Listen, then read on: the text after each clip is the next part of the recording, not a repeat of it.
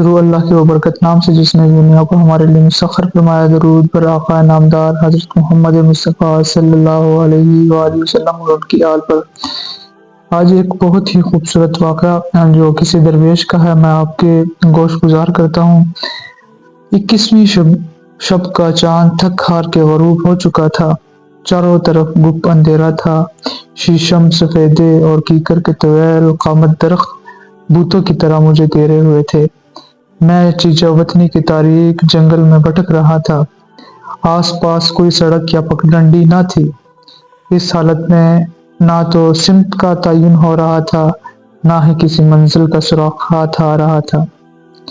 پیاس سے میری حالت غیر ہو رہی تھی۔ پپڑے جمے ہونٹوں پر صرف ایک ہی دعا تھی، یا رب العالمین اہدنا الصراط المستقیم۔ دور سے کہیں ریل گاڑی کی کوک سنائی دی۔ پرسکوت ویرانے میں اس سے خوبصورت آواز کوئی نہ تھی۔ حوصلہ ہوا کہ اللہ کی زمین پر تنہا نہیں ہوں۔ بے شمار مسافر سوئے منزل جا رہے ہیں۔ میں بھی تو ایک مسافر ہی ہوں، برسوں سے بھٹکتا مسافر۔ رب تعالیٰ جلد یا بدیر منزل تک ضرور پہنچائے گا۔ کچھ ہی دیر میں ریل گاڑی کی شور سنائی دیا۔ گاڑی کافی دور سے گزر رہی تھی۔ میں نے آواز کی سمت کان لگا دیے، پھر خوب جانچ کر اسی سمت قدم بڑھا دیے۔ کانٹے دار جھاڑیوں سے الجھتے الجھتے بالآخر ایک ٹوٹی پھوٹی پگڈنڈی میسر آ ہی گئی۔ تاروں کی لو میں گزرتا پڑتا اسی پر چلتا رہا۔ کوئی نصف گھنٹہ چل چکا تو کسی بس یا ٹرک کا ہارن سنائی دیا۔ شاید سڑک بھی اسی طرف تھی۔ درختوں پہ کال کلچی نے شور کیا اور گدڑوں کا ایک غول اچانک ہی سامنے سے نکل کر دوسری طرف جھاڑیوں میں گم ہو گیا۔ مزید چلنے کی اب مجھ میں سکت نہ تھی۔ مایوس ہو کر بیٹھنے لگا تو ایک بار پھر ریل گاڑی کی کوک سنائی دی۔ اس بار ٹرین زیادہ دور سے نہیں گزری تھی، اندازاً نصف کلومیٹر کا فاصلہ تھا۔ میں نے دوبارہ ہمت پکڑی، آہستہ آہستہ چلتا رہا۔ نصف گھنٹہ مزید چلنے کے بعد بالآخر اس ہولناک جنگل کا اختتام ہوا اور میں پٹری تک جا پہنچا۔ پٹری کے ساتھ ساتھ پختہ سڑک چلتی تھی، شاید جی ٹی روڈ تھا۔ رات کے اس حصے میں سڑک بھی بالکل سنسان پڑی تھی۔ میں نے سڑک پار کی تو گھنے درختوں کے نیچے پانی کی جلملاہٹ دکھائی دی۔ یہ نہری پانی کا ایک کھال تھا۔ میں اس کے کنارے پر جا بیٹھا۔ پہلے وضو کیا، پھر جی بھر کے گدلا پانی پیا اور رب تعالیٰ کا لاکھ لاکھ شکر ادا کیا۔ کچھ دیر سستانے کے بعد میں اٹھ کھڑا ہوا۔ جسم کی توانائی کس قدر بحال ہو چکی تھی۔ میں اللہ کا نام لے کر سڑک پر اندازاً مغرب کی طرف چل پڑا۔ تھوڑا آگے گیا تو بائیں طرف ایک پلیہ نظر آئی۔ یہاں سے ایک پختہ سولنگ جنوب کی طرف جا رہی تھی۔ میں نے وہی پکڑ لی اور اللہ کا ذکر کرتے ہوئے چلتا رہا۔ نہ جانے کتنی دیر یوں ہی چلتا رہا، بالآخر وہ سولنگ ایک گاؤں میں داخل ہو گئی۔ گاؤں میں ہر طرف خاموشی کا راج تھا۔ شب بھر بھونکنے والے کتے بھی تھک ہار کے سو چکے تھے۔ سولنگ ایک چوک پر جا کے ختم ہو گئی۔ قریب ہی ایک مسجد تھی، اس کا مرکزی دروازہ بند پڑا تھا۔ فجر کی اذان میں شاید ابھی کچھ وقت باقی تھا۔ میں نے لکڑی کے گیٹ کو ذرا سا دھکیلا تو وہ کھلتا ہی چلا گیا۔ دل کو تسلی ہوئی کہ ٹھکانہ تو میسر آ ہی گیا۔ صحن کا بلب روشن تھا اور ایک ضعیف العمر بابا وہاں تہجد پڑھنے میں مشغول تھا۔ میں قرآن پاک رکھنے کو کوئی رحل وغیرہ تلاش کرنے لگا۔ جب کچھ میسر نہ ہوا تو مصحف کو گود میں رکھ کر بیٹھ گیا۔ تھکاوٹ سے بدن چور ہو رہا تھا۔ وہیں بیٹھے بیٹھے اشاروں سے 2 نفل ادا کیے، پھر آنکھیں بند کر کے رب سائیں کو چٹھی لکھنے لگا۔ تو چٹھیاں کچھ یوں تھی: تجھے چٹھیاں تو بہت لکھیں رب سائیں، آج پہلی بار ایک پارسل بھیجنے کی جسارت کی ہے۔ اس بار پارسل میں ایک شاہ ہے اور تو جانتا ہے یہ کتنا ظالم شاہ ہے۔ تو یہ بھی جانتا ہے کہ میرا اسے مارنے کا کوئی ارادہ نہ تھا۔ میں نے تو بس اپنی جان بچائی ہے۔ تیری حکمت ہے، کبھی چڑیوں کے پیچھے باز لگا دیتا ہے، کبھی چڑیوں کے ہاتھ باز مروا دیتا ہے۔ تیرا لاکھ لاکھ شکر ہے کہ تو نے میری جان بچائی اور اس ظالم کو نیست و نابود کیا، جو یقیناً تیری زمین پر ایک بہت بڑا بوجھ تھا۔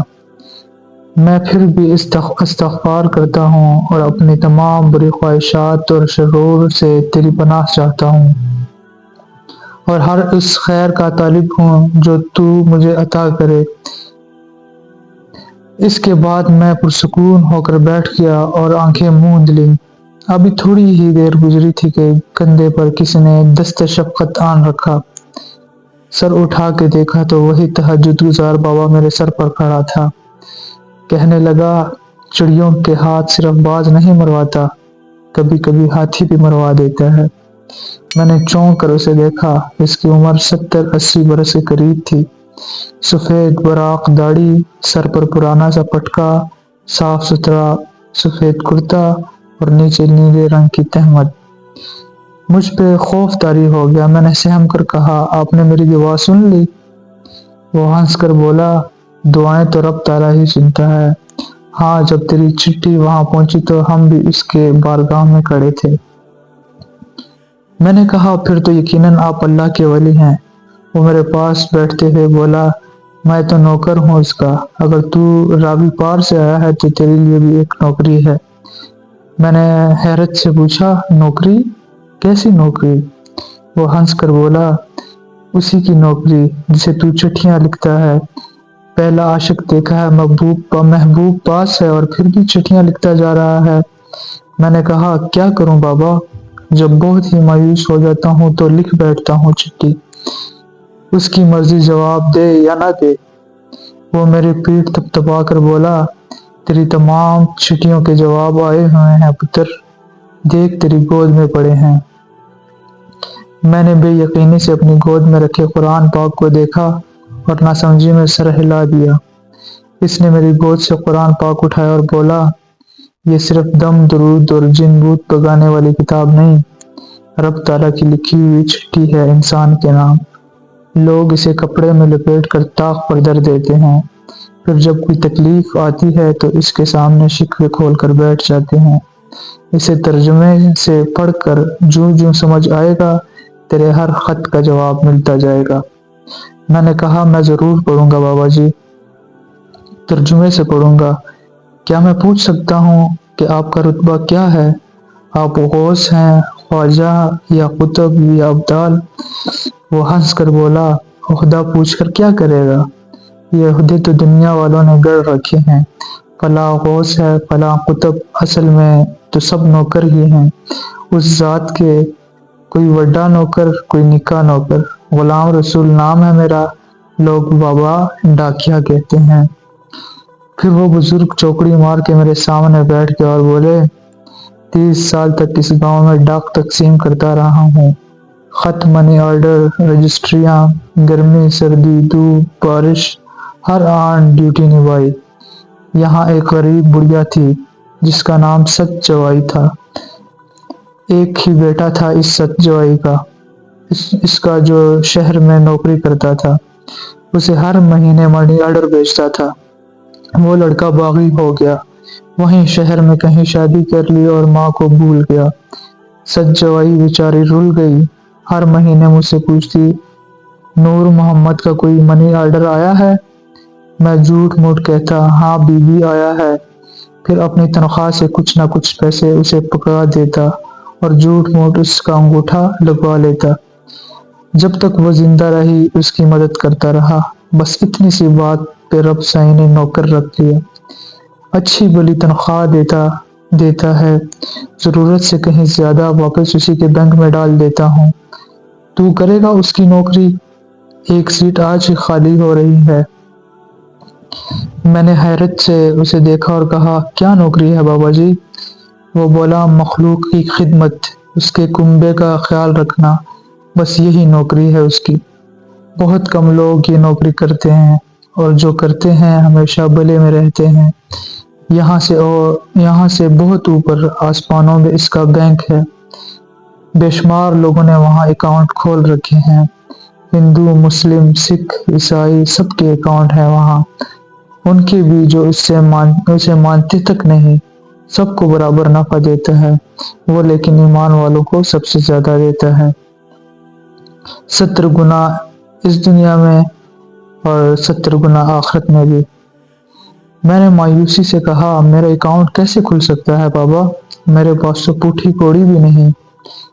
وہ بولا، جو شخص دوسروں کا دکھ درد محسوس کرتا ہے اس کا اکاؤنٹ آپ ہی کھل جاتا ہے۔ تم اس کی مخلوق کا درد رکھتے ہو، بس ٹوٹے دلوں کو ڈھارس دو، وہ رزق بڑھا دے گا، پھر جو منافع ملے اس کے نام پہ لٹا دو، وہ اور زیادہ دے گا، یوں منافع کا یہ چکر چلتا رہے گا۔ باقی یہ کلمہ، نماز، روزہ، زکوٰۃ، حج، یہ صرف اسٹامپ ہے تیری مسلمانی کا۔ لوگ اسٹامپ تو لیے پھرتے ہیں، اکاؤنٹ خالی ہے، اصل زر تو انسان کی خدمت ہے۔ اسی دوران مؤذن نے فجر کی اذان دے دی۔ بابا نے مجھ سے ہاتھ ملایا، پھر خاموشی سے اٹھا اور اگلی صف میں جا کے سنتے پڑھنے لگا۔ نماز کے بعد میں کافی دیر مسجد میں بیٹھا رہا کہ شاید بابا سے دوبارہ ملاقات ہو، لیکن وہ نہ آیا۔ شاید خاموشی سے کھسک گیا تھا۔ آہستہ آہستہ نمازی اٹھتے گئے اور مسجد خالی ہو گئی۔ میں ستون سے ٹیک لگا کے بیٹھ گیا۔ شب بھر کا جاگا ہوا تھا، بہت جلد آنکھ لگ گئی۔ نہ جانے کتنی دیر سویا رہا، پھر اچانک محسوس ہوا جیسے کسی نے مدد کے لیے پکارا ہو۔ میری آنکھ کھل گئی، آواز باہر سے آئی تھی۔ باغ کے صحن میں پہنچا تو ایک نوجوان وضو خانے کے پاس گرا پڑا تھا۔ میں اس کی مدد کو آگے بڑھا۔ وہ بولا، مجھے بس میری بیساکھیاں پکڑا دو، وضو کرتے ہوئے گر گیا ہوں۔ میں نے اسے بیساکھیاں پکڑائیں اور پوچھا، کیا ہوا ہے تمہیں؟ وہ بولا کہ گنٹیاں کا مریض ہوں، نماز کو دیر ہو رہی تھی، وضو کرنے لگا تو پاؤں پھسل گیا، خدا کا شکر کوئی چوٹ نہیں آئی۔ میں نے اسے سہارا دیا اور مسجد کے اندر لے آیا، پھر اسے نماز والی کرسی پر بٹھا کر کہا، سورج نکلنے میں 10-15 منٹ باقی ہیں، آرام سے پڑھ لو، میں رب تعالیٰ سے تمہاری صحت یابی کی دعا کرتا ہوں۔ وہ نوجوان نماز پڑھ چکا تو میں اس کے قریب ہوا اور کہا، تم آنکھیں بند کر کے درود شریف پڑھو، میں تمہیں دم کرتا ہوں۔ اس نے میری ہدایت پر عمل کیا اور آنکھیں بند کر کے بیٹھ گیا۔ میں اس کے گھٹنوں پہ ہاتھ پھیرتے ہوئے سورہ فاتحہ کا دم کرنے لگا۔ تھوڑی دیر بعد میں نے کہا، آنکھیں کھولو، اب تم بالکل ٹھیک ہو، گھٹنوں پر آہستہ آہستہ وزن ڈالو، کھڑے ہونے کی کوشش کرو۔ وہ بولا، میں گر جاؤں گا۔ میں نے کہا، انشاءاللہ بالکل نہیں گرو گے، یقین رکھو۔ اس نے کوشش کی اور آہستہ آہستہ اٹھ کر کھڑا ہوا، پھر حیرت سے مجھے دیکھتے ہوئے بولا، درد تو واقعی نہیں ہو رہا، آپ ہاتھ پکڑو، میں چلنے کی کوشش کرتا ہوں۔ میں نے کہا، ہاتھ پکڑنے کی اجازت نہیں، تم بالکل ٹھیک ہو، بیساکھیاں ادھر ہی چھوڑو اور گھر چلے جاؤ۔ وہ آہستہ قدم اٹھاتے ہوئے ڈر ڈر کے چلنے لگا۔ میں نے اس کی کمر تھپتھپائی اور کہا، چلو چلو، شاباش، جلدی چلو۔ اس نے قدم اٹھائے اور قدرے بہتر چلنے لگا، پھر مڑ کر مجھے حیرت سے دیکھا اور مسجد سے باہر نکل گیا۔ سورج نکل آیا تھا۔ میں نے وضو کر کے اشراق پڑھی اور وہیں مسجد کی صف پر لیٹ گیا۔ ابھی آنکھ ہی لگی تھی کہ اسپیکر کی ٹھک ٹھک سے پھر کھل گئی۔ خادم مسجد مائک تھامے ایک ضروری اعلان کر رہا تھا۔ اعلان کچھ یوں تھا، غلام رسول ڈاکیہ رضائے الہی سے فوت ہو گیا ہے، جنازے کا اعلان بعد میں کیا جائے گا۔ اب سونا فضول تھا، بابا ڈاکیہ اپنی سیٹ چھوڑ کر رب کی جنتوں میں جا چکا تھا، اب اس سیٹ پر مجھے بیٹھنا تھا، یہ نوکری مجھے ہی کرنی تھی، ایک ایسی نوکری جسے موت تک مجھے بخوشی نبھانا تھا۔ جزاک اللہ۔ اگلی ویڈیو تک کے لیے اللہ حافظ۔